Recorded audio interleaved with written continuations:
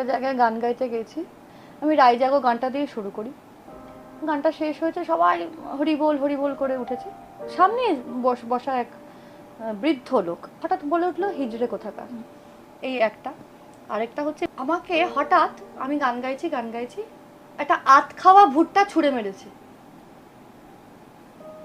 আমি ভাবলাম এটা কেন, আনন্দে নাকি?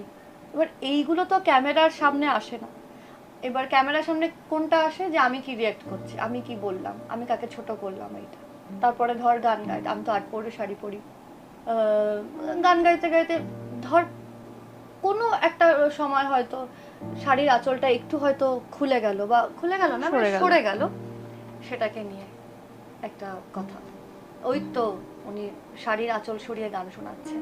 আগে শাড়িতে 6টা সেফটি পিন দিতাম, এখন এইসব ভয়ে আমি এখন 12টা সেফটি পিন দিই।